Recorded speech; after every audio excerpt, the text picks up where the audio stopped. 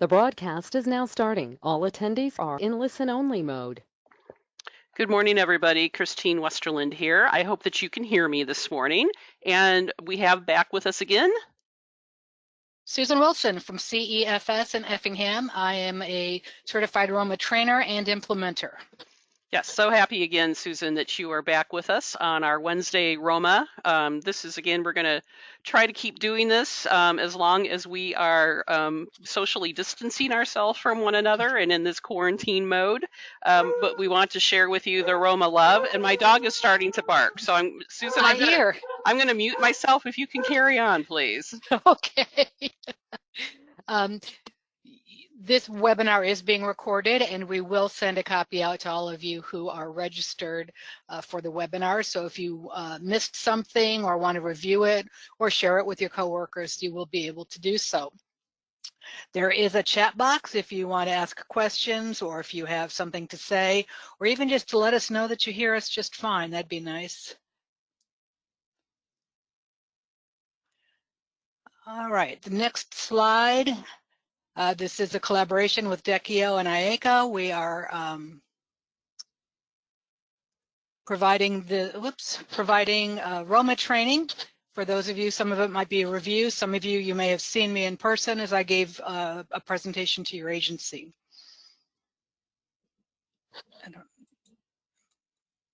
And I don't have control over changing the screen, so we'll just wait for Christine. Yep, there we are. Okay, there we go. Okay, and there I am. And there's Christine, so you have a face to put with our voices. Can you hear me? I hear you fine. Susan? Okay, great. The dog has temporarily stopped barking. Okay. So, great. We'll go ahead and keep moving the slides forward. We're getting a couple of comments that they can hear us, so that is always exciting to know. So what we'll do first off, and Susan, thanks for taking that on, since you don't have control of the screen. That was interesting. It shows what a good collaboration can do.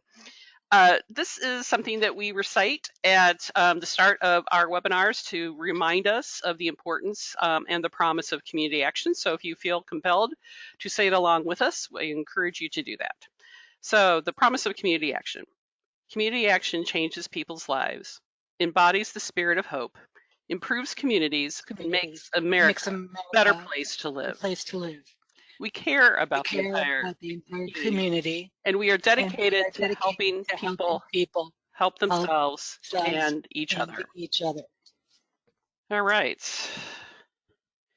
So just a quick review. Last Wednesday, we talked about mission. We talked a little bit about the history of ROMA, why we do what we do. We talked about the importance of the agency mission statement, and we also talked about the importance about data collection and its use in the community assessment. So what we're going to really focus on today with you is how to develop results-oriented plans. You know, it's no accident that ROMA's acronym, Results-Oriented Management and Accountability, is focused really specifically on what are our results, what are the stories that we can tell. And this will help us, hopefully this webinar will bring you some insight into some of the things that you need to consider, that once you've done your assessment, then how is it that you put together your plans, and or what are some of the processes that you need to take on in order to accomplish that.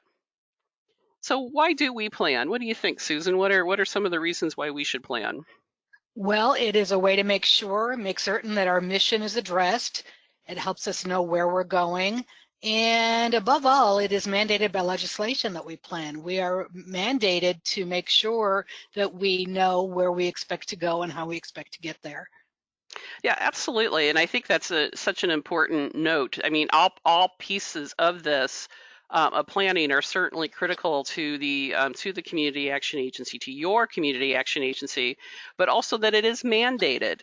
It is the CSBG Act, the one back in 1998. That is the one that has the authorization and the mandate for us in place to do this work.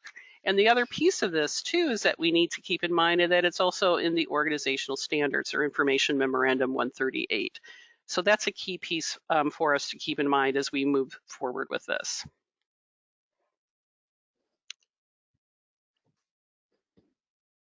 So these. There are, go ahead, please. No, go ahead, Susan. I think Okay. I have a note. This is you. There are different types of plans. The Community Action Plan is a work plan that identifies how CSBG funds are used. The funding for the activities that we use for everything we do to fight poverty and the effects of poverty. Your agency-wide strategic plan gives vision and direction, and this has to be approved by your board, and it's for the entire agency. And then we have other plans that might be from different kinds of proposals or other formal requests for funding. So for example, I am funded partially by the Secretary of State for Illinois, and so I have to incorporate my goals, my outcomes, my standards, my services to the agency plan as well. Absolutely. So let's kind of unpack each one of these a little bit more. So Susan referred to the CSBG Act, how it's mandated. This is really kind of an overview of the language that is in the CSBG Act. This is section 678B. If any of you ever listen to David Bradley, to any extent, he quotes these sections just like he must have that entire act in his brain. It's impressive. But the plan must really reflect how these funds, CSBG funds, are to be utilized to support activities and to remove obstacles, solve problems that really block the achievement of self-sufficiency. So that's really what this planning and this is all about, is how is it that we are going to use our mission of our agency, and it's bringing the mission work to life. It's also part of the contract process for the state to determine how CSBG funds are used for all community action agencies in the state. And it should be, and I believe must be, the roadmap for the entire agency, not just CSBG. As Susan said on the previous slide, she works in a program that is funded by the Illinois Secretary of State's office. But that plan, the work that she does, has to be included in the entire plan. It's because we are focused on comprehensive services. And we have to also understand that because we receive CSBG, we are identified then or designated, I should say, as a community action agency. So it's important for us to not only look at what CSBG can cover, but what all the other funding does cover for these comprehensive services. We know that CSBG doesn't cover everything, but we have to look at the agency in its totality and not from a siloed perspective. That's right. Even though I get a very small amount of CSBG funds, my program, the Adult Literacy Program, is an active part of the CEFS agency, and therefore we are an active part of the CEFS Community Action Plan. So next is some guidance around strategic planning. Strategic planning is something that is required by the organizational standards. It requires, when you're doing a strategic plan, you have to really dive into what's called strategic thinking. That means that you have to think big, you have to think deeply, you have to think of the future. And so this, what the standards tell us is that you have to have an agency-wide strategic plan that's been approved by the board within the past 5 years. And that could be, if you're a public or private, it could be your advisory board that's taking on that approval process. The strategic plan should address the reduction of poverty, the revitalization of low-income communities, and/or the improvement of people with low income, or empowerment, I should say, of people with low incomes to become more self-sufficient. And so having said that, I think it's fairly apparent then that the strategic plan must contain family, agency, and community goals. The slash is missing there from the or, and I think I was thinking, why can't it has to contain all three: family, agency, and community, because that is what community action is wired to do. All right, Christine, I was on CEFS Strategic Planning Committee. As the ROMA implementer, can I share some of the things I did so that the other agencies can understand the benefit of having a ROMA implementer on their staff? Absolutely, please do. When we were in the committee working on our strategic plan, I assisted with outcomes to include indicators such as numbers, dates, and measurements to make it clarify and give us specific goals to work towards. I assisted with wording so that outputs could be reworded as outcomes, and we know the importance of that. I reminded staff that multiple strategies could lead to a single outcome. They had a tendency to have a one-to-one relationship, and it's not necessary. You can have several strategies with only one single outcome for several strategies. I clarified that community needs require community outcomes, family needs require family outcomes. So we worked together to make sure that it satisfied the ROMA requirements of planning well and planning with specific outcomes in mind. Susan, that you really just nailed the role of the implementer at the agency and the importance of having those conversations with staff and really illuminating this idea that we are really focused on outcomes, on results of the work that we do. So thank you for providing that. And if anybody wants to have a conversation with Susan about how that process works, I'm sure that you'd be happy to do that, Susan. It's okay. Absolutely. Wonderful, wonderful. And I just threw this in here because Susan, you had talked about your literacy program that you again have funded by the Illinois Secretary of State. But we also have to understand that many of you receive funding from the Department of Aging. You may receive some transportation dollars if you run a local transport service. You may receive funding from food organizations, DHS. The list is very long, and I know that many of you have to do planning for each one of those funding sources. And so whenever we have these other proposals, Head Start, LIHEAP, weatherization, again, you have to look at it from the agency-wide perspective so you can understand how all the parts fit together and can really see what the future could possibly look like whenever you're doing this whole kind of comprehensive planning.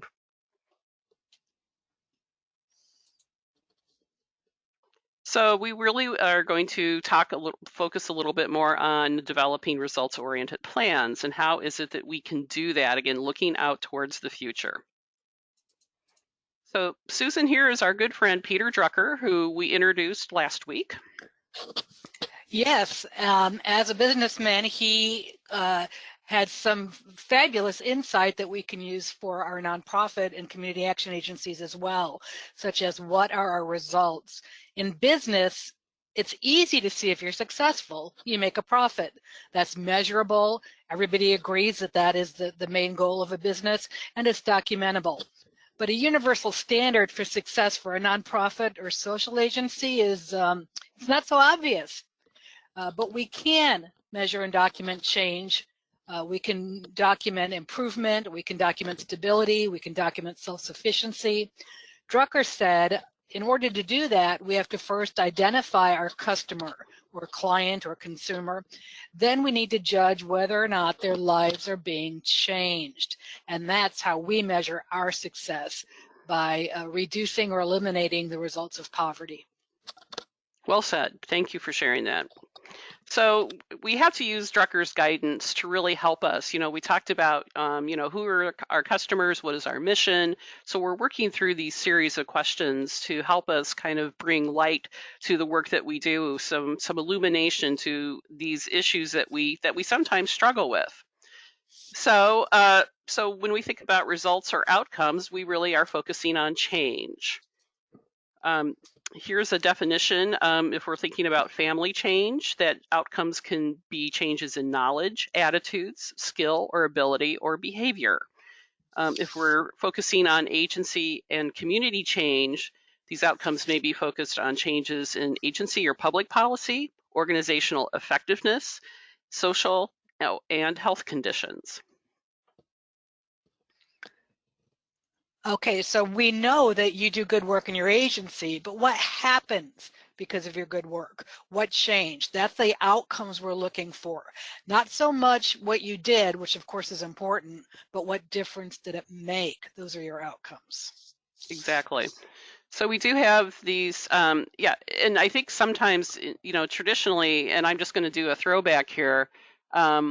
In past years, we're really good at counting things. The number of food boxes served. The number of individuals that use our transportation service. The other things that we typically are very accustomed to counting, but we have to ask that question: tell me what happened, what changed.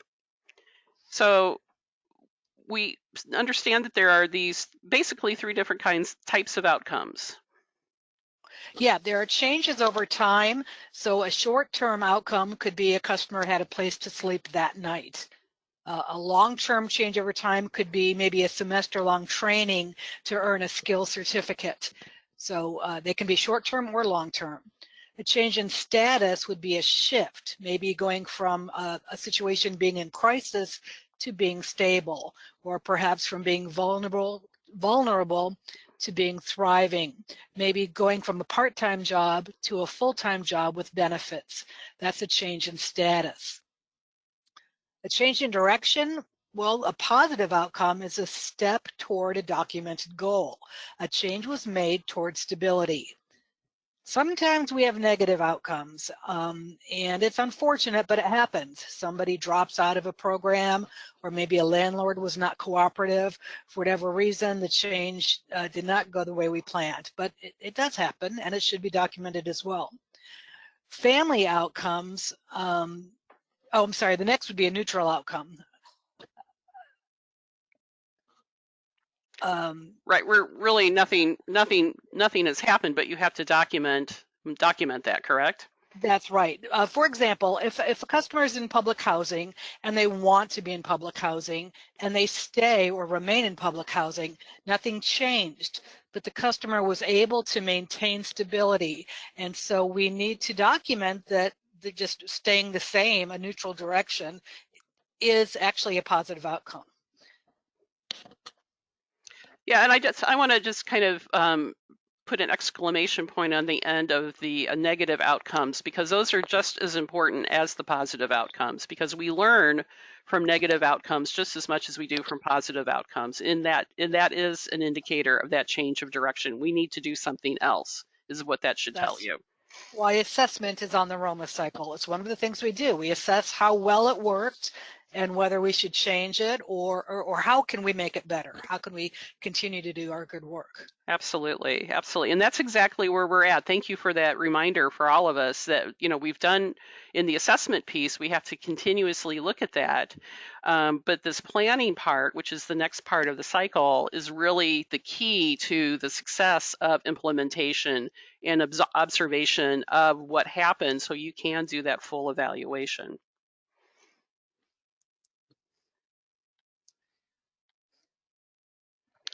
So here are just some examples of family outcomes. Some of these may be very familiar to you. And just, I don't want to read this list to you, but just to, and Susan's already talked about some of these, about increasing knowledge, improved education. You may gain a diploma or a certificate. One thing that I know that I hear frequently in ROMA training is that concern over family functioning skills. Those can be measured, and you can follow those. I think another key piece of this, we can bring in LIHEAP, where families avoided utility shut-off or had utilities reconnected. And if we want to bring in Head Start, here we have children and youth achieved expected growth and development. So we see this from families. It's the family orientation, but we have to also think about where we're at when we're thinking about agency outcomes and community outcomes. Susan, anything to add to this? Yeah, I just want to clarify that even though it does say family, that can refer to a single person household, or it could refer to a multi-generational blended family. So a family outcome is whatever that person's family is, defined by them.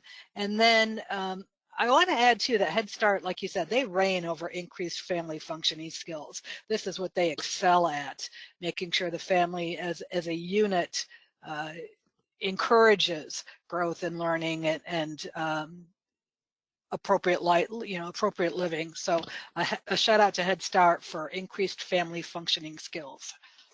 Yeah, and you know what? Thank you for saying that, Susan. I always think about Head Start whenever I see anything related to family functioning and parenting skills and the like.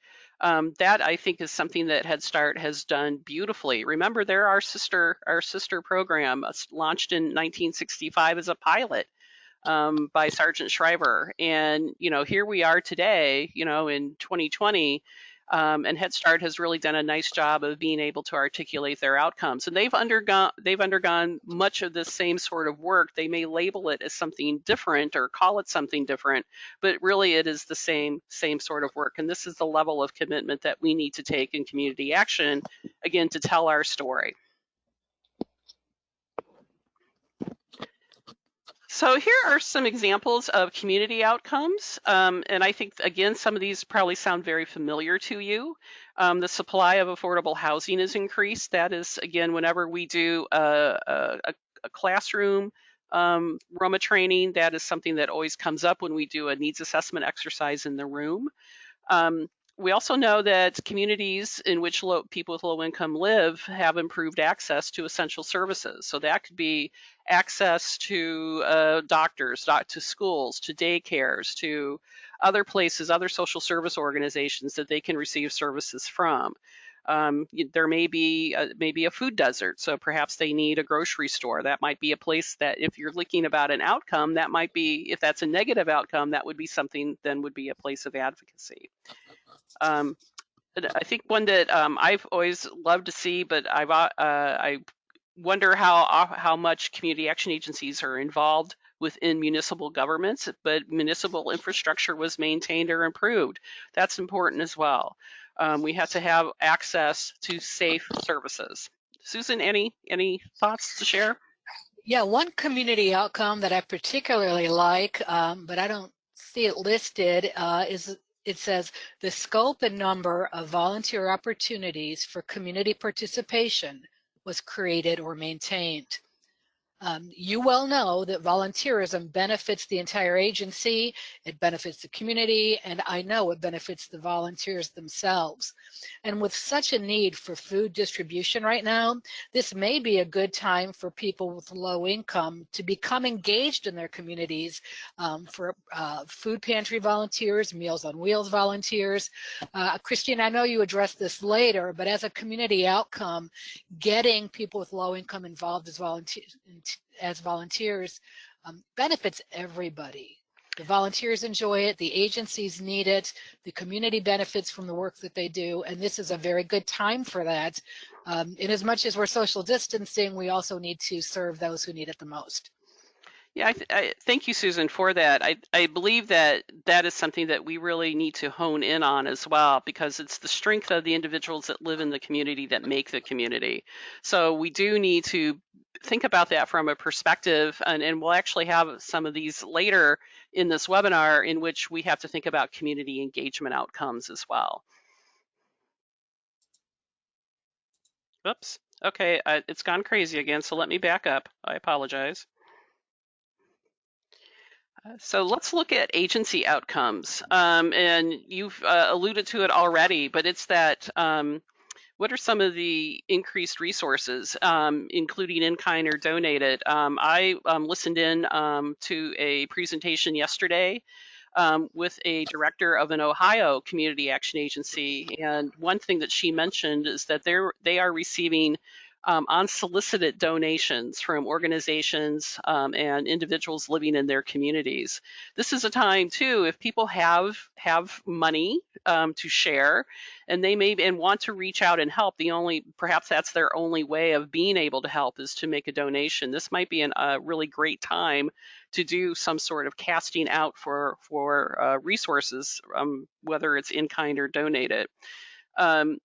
Also, looking at perhaps an increased or maintain sufficient discretionary funding to support unexpected negative cash flows. I think that's probably something that agencies that's always on the list of things to worry about. So be mindful of watching where the agency is in terms of that's where our financial systems are so important. Again, I don't want to really read this entire list to you. I think you can see it. But I think a couple of things to just point out is the improved implementation of the full range of ROMA activities.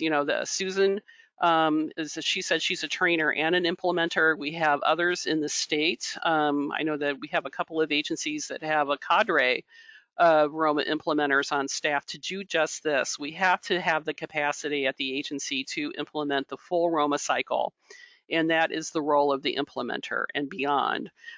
Susan mentioned your role in the strategic plan, and I know that you take on other activities for ROMA implementation at the agency. I do, and this could be an agency outcome. How can your agency or program change or grow so you can provide more services efficiently and effectively? Maybe you could increase the number of trainings or the number of ROMA staff members that you have who are trained implementers so that they can assist with meeting the ROMA guidelines for CSBG. So that could be an agency outcome, is increased ROMA staff or increased ROMA trainings. Yeah, absolutely. And so again, this is putting a shameless plug in, but if you need to have ROMA training, and we want you to be ROMA trained, this gives you a bit, these webinars give you an overview of ROMA, but we really want to, spread the ROMA love across the entire state. And spread the love is right. Yeah, that's exactly right. So feel free to contact us. We're more than happy to talk with you about how we can arrange to, offer trainings to your staff. The other thing that we've noticed is that agencies, at least this is coming from what I see from OCS, is that if an agency has met 90% of the organizational standards, then that potentially may qualify you for good things. That is an indicator of a high-performing agency. So be mindful of that. So if you have areas that you need to address at your agency, I would suggest that you maybe contact a ROMA professional to have that conversation. Very good. Yes. Well, I'm willing to train, willing to assist, willing to answer questions. Right, and the good news is we have 6 active trainers in Illinois right now, and we're scattered about the state. We have more in the northern region, but that's where most people live. Susan, I believe that you are the Southern Illinois representative for ROMA in Illinois. I think I am. Yes. The only one south of Springfield, I think. Yeah, I will mention that Waddy does have several ROMA implementers on staff now, and BCMW has a couple of ROMA implementers on staff. So we're progress. Very good, progress. So what we need to do too is then to distinguish, if we're looking at family, agency, and community outcomes, what are the differences? This is something that at times, at least what I've noticed, is sometimes we kind of mix these up a little bit. So this is an example of what employment outcomes look like for family, agency, and community. And so if we look specifically at the family, we see that you're securing employment, you have improved your earnings, and perhaps you are retaining that job. So important. So where does the agency involvement in? So what outcomes can they claim? Well, there's perhaps been an improvement of resources to provide job training or a connection to job training for people with low incomes. And then in the community, what has happened? Well, perhaps there's additional transportation routes that have been created, or perhaps the timing of those routes have been, adapted so people can get to and from work. And there has been a decrease in the employment rate. All right, so the purpose of separating your outcomes is so you know who to address and how to address it. For example, if a customer comes to your office and says, I can't get a job, well, that could be a family issue if it's because she lacks job skills, or maybe she lacks daycare. Those are the needs that she has. So her outcome could be maybe to earn a CNA certificate, Or maybe it could be a community issue because few industries in your community are hiring right now. Or perhaps it's a community issue because there's not enough public transportation available. So a community outcome could be more bus routes become available. Or maybe it could be an agency issue and your agency could address her need by partnering with programs like Experience Works. So when you decide where the problem lies or where the need exists most, it can be addressed by addressing the family, agency, or community outcomes. Yeah, all great examples. I mean, that is the boots on the ground right there. Thank you. You taught me well. I try. So, and I alluded to this earlier, but community engagement outcome examples are listed here, and this is something that we're diving deeper into community action. The Community Action Partnership now has an HCCT Center of Excellence, and what does that what does that mean? I was going to call it a monogram, but it's not that. So HCCT is Human Capacity and Community Transformation. That is an initiative from OCS, and they really are asking us to focus on what community engagement is and to work with community engagement concepts and opportunities to help illuminate this question, or to to enlighten us, I guess I should say. I'm all about the light today, it sounds like. So what is it that there are some examples that we can consider in community engagement? I can tell you that this is going to be work that we're going to have to dive into from a deeper perspective. So when we look at some examples of this, so people with low incomes have opened or maintained a business. People with low income have purchased a home. This is the one that Susan talked about earlier, and I think this is so key to the work. This is people with low income secure a role in a formal community organization, government office boards, and councils that provide input for decision making and reflect the needs of the community. That's that tripartite board structure that community action has to have. It's in our law that we have to have a tripartite board. And that community action participants have potentially improved their social networks.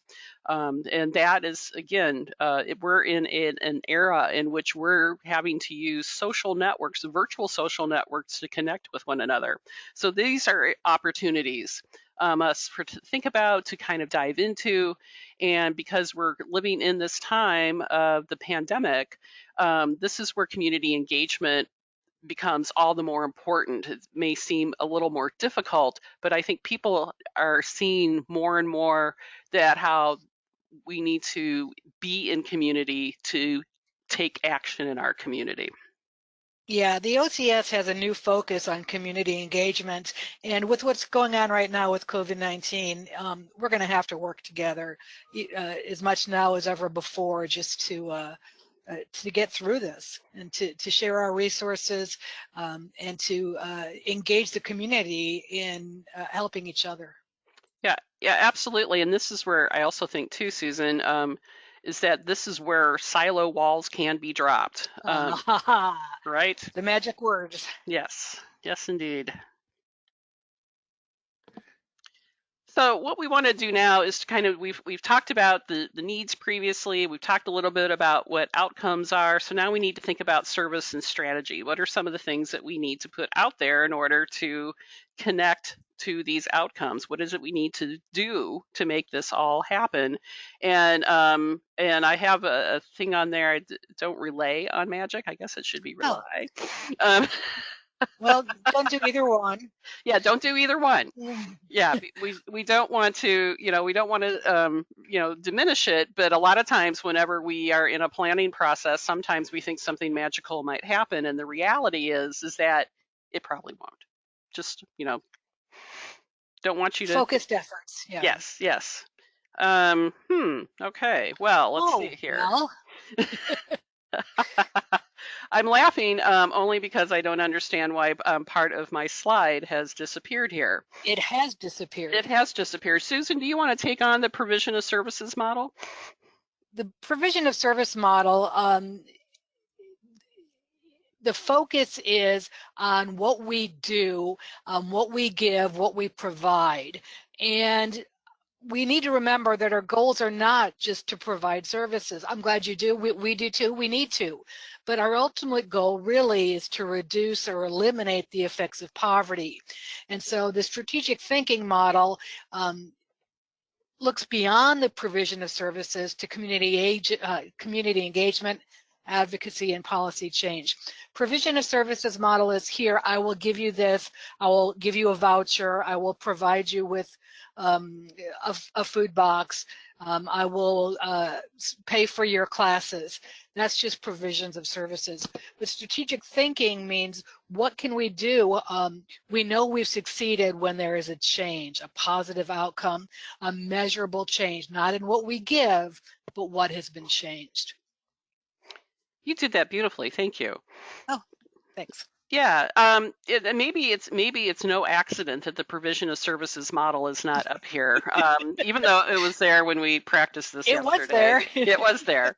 So I don't know what happened. I apologize.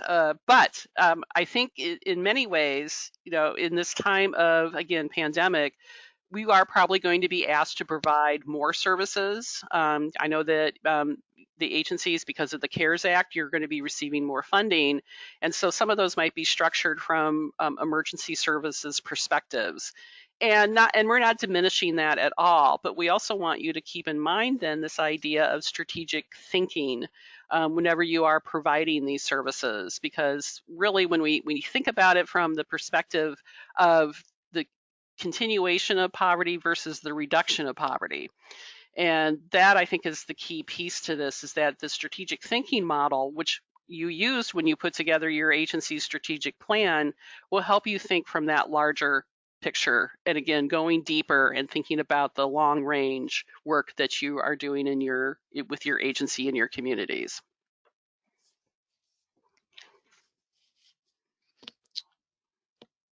All right. Oh, wait, there they are. Look. Oh, all you had to do is click.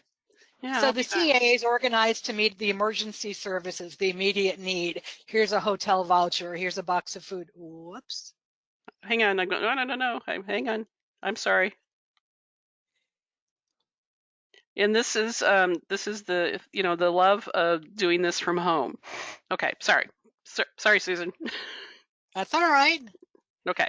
So these single services, although they might be important to the person who doesn't have food or shelter for the night, that's vital, but they can distract from this cooperating with other agencies and other programs to bundle your services for the long-term effects. Having a bed tonight is important, but having a bed for the rest of your life matters too. So sometimes it can work where this is just continuing the cycle of poverty. They come in for a box of food, and then later they come in for a box of food, and later they come in for a box of food. Whereas if we bundle our services, where we look long-term, strategic thinking about advocacy, policy change, even brick and mortar buildings, maybe a homeless shelter in your community, something like that will be long-term. And so this is why the provision of services model was hidden before. We did that purposely so you would see what not to do. That is right. That's exactly right. We'll claim that for now, right? Yes, we will. All right. Thank you, Susan. All right. So I just want you to consider this question for just a moment. And if you want to use your chat box to share some ideas with all of us, we'd be happy to read them out to you. Please do. But here's the question. Your agency has just received a modest sum of money to address problems related to food security. What will you do? We'll give you a few minutes to type some things in the chat box. What would you do with a modest sum of money to address the problems related to food security? Or probably problems related to food insecurity. Yeah, that's, yeah. Better phrasing, thank you.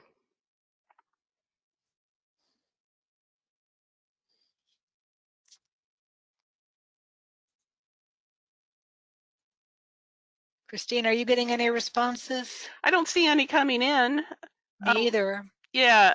So what would you do, Susan, if your agency received a modest sum of money? What do you think that you would do if you were said, hey, listen, I want you to address food insecurity in this community? What are some of the ideas that you would throw out there?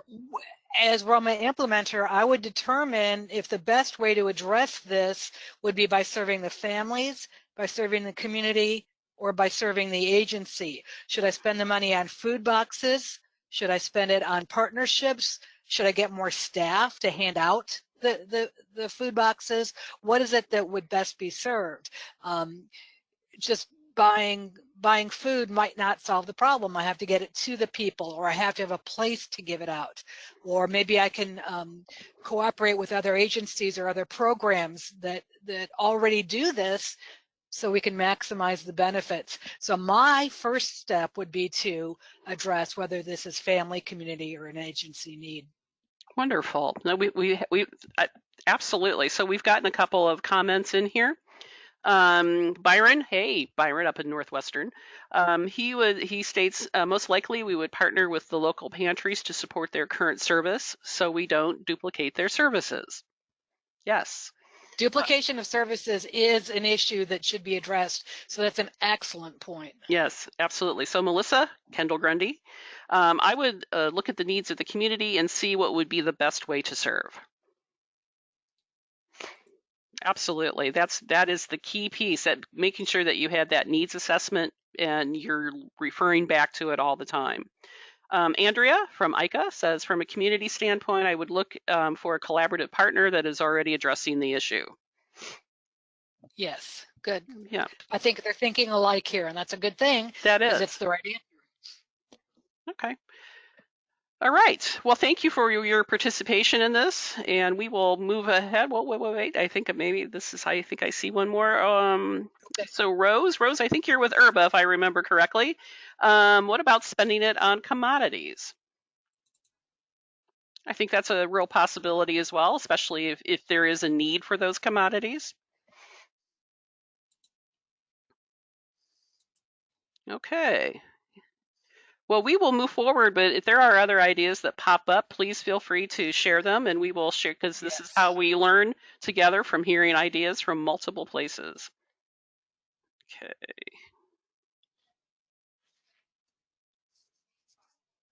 So I really want to do some distinction between outputs and outcomes, because we talked about the outcomes as being a change of behavior, but we also want to distinguish it from what an output is. And both are equally important. I don't want to diminish this at all, because we have to get the outputs in place so we can create that roadmap to our outcome.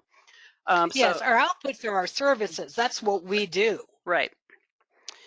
So if you look at this, you see that that the adult, as an output, the adult customer participates in a training program. So we see that very clearly, right? That's attendance, that's participation. But the change in behavior is that the adult will increase skills. That's measurable. We can say that's what happened. Yes, in my program we do pre-tests and post-tests. It's easy enough. All I can do is provide the training, provide the information, provide the tutors, but what I can measure is an increase in reading skills, an increase in math skills, an increase in English language acquisition. Those are measurable skills. Very nice, great examples. So we look at utility service. So family receives utility assistance. That's the output. The family will avoid a utility shutoff. That's the outcome. Again, there's been a shift. There's been a change. Again, it's measurable. Right. Sometimes maintaining stability or not changing for the worse takes some imaginative measuring skills, because nothing really changed, but what you avoided was a negative outcome, and that counts just as much, especially if you're that family who now gets to, maintain your heat or your electricity. So it's not so much a change as it is a maintenance of, or a continuation, but it still counts. Absolutely. And so we'll look at Head Start. The child attends Head Start, and so I'm sorry, go ahead. That's the service we provide. We provide the Head Start classroom, the teachers, the materials, but the outcome is the child will be ready for school. That's the ultimate goal. And that's how we reduce the effects of poverty, by having children who are ready to learn, eager to learn, and able to learn. Yeah, and I think that's what's so remarkable about Head Start, is that they have been able to really hone in that this is what we do. We get children ready for school. Let's see, we've had another something pop up here on the dashboard. Maybe me. Yes. Okay, great. Yes. Yeah, because Jenny had said maybe assess what agencies serve multiple needs and funnel the money there. So again, yeah, you folks are very much aligned in your thinking on this. Okay, let me change the slide here. So we want to talk a little bit about a proxy outcome. This is when an output can stand in for an outcome. The example that is typically shared with us is that these like senior meals, senior congregate meals, whether or not they're delivered meals as they are now, or if you come together with a meal, that we can take, because science has followed this. There's a lot of data out there by many organizations that follow nutrition. And the science tells us, the data tells us, is that if seniors receive, or anybody from this perspective, not just seniors, receives a daily meal, that their nutrition needs are met. And so we can claim that because the evidence suggests and tells us that that's the outcome. Yes, it's broadly studied. It is widely accepted that providing a meal increases or reduces hunger or increases nutrition. You can't just kind of make it up as you go along. You have to have documented studies that show that, for example, the receipt of rent or a receipt for mortgage assistance is a proxy for families remain in the home. Mm-hmm. So it's proxy outcomes are a little tricky, but sometimes it's the only way that you can measure. You can't really measure the reduced hunger, but you can measure food boxes. So because that's proven to work, that's an acceptable proxy outcome. Right. And I think you said it, Susan, but I'm going to kind of reinforce it, that we don't want to rely on proxy outcomes unless we absolutely know that the data is in place. It's been accepted by funders as a known entity. So just, again, be very mindful of that as you move forward thinking about using the use of proxy outcomes. So we have popped up here again the logic model that is used in community action. And if you look at these columns, what we really discussed today is column 3. We talked a little bit about the output, of course, about the difference between those, but we really talked about what the benefit was today. So when you are using a logic model for planning, this is a great tool. I know that some folks love them, other folks are a little wary of them, and I understand it. So what we'll dive into as this series continues next is that we'll keep moving down the logic model or across the logic model in a linear fashion, and we'll talk about outcome indicators and the measuring of results. So, yeah, but don't be intimidated by it. This just places the work that you already do into a map that clarifies or justifies or documents. Maybe it'll standardize your steps. I think you already know what the problems are and how you address them and what you expect to happen. And then whether it's put in stars or in a paper file, you already know this. But this would clarify it. And boy, would that really benefit new employees who can now see a roadmap of where you are and where you're going. So don't be intimidated by this. It's only helpful. Yeah, and I really love how you gave that example, Susan, because I think it is exactly such a helpful tool for us to really lay out our work to see those natural if-then relationships, making those connections. Okay. Well, we are at our end of our time. So I just want to say, Susan, thank you so much. You bring so much great wisdom to this series that we're doing, and I really appreciate you and CEFS for your help and your giving us some insight into the work that you do as a ROMA implementer at the agency, and also being able to dazzle us with your ROMA training skills. Thank you so much. Again, I'm happy to answer any questions. And when we're able to be in person, I'll be happy to come to your agency and work with some of you. Just let me know. Christine, is my email address available? I'll just type it in. How's that? Yeah, okay, so yeah, Susan's going to go ahead and put her email address in chat, and I'll make sure that I'll send it out to the broader registrant list as well Okay, for good. everybody. The other thing that I want to point out, I did have, there is an attachment to this webinar. Yesterday, the Community Action Partnership offered a template for community needs assessments in the time of the coronavirus. So I know that many of you have been asked to submit some planning around how you're going to spend some of the money you're going to be receiving from the CARES Act. So that template is attached. There's along with the template, there is a guide that walks you through what you need to put into this, into your community needs assessment as a part of this. And if you have any questions about that, please let me know. But that is a handout, or you could go to the partnership's website and take a look. We had a question. Yes, this webinar is being recorded, and it will be made available on the ICA YouTube channel. I just need to download all these recordings and send them on to Andrew at our office, who takes care of that for us. So, Susan, again, thank you so much. Stay safe out there, and we'll be talking to you soon. Thanks for joining us today. We'll see you next time. All right, take care, everyone. Bye-bye.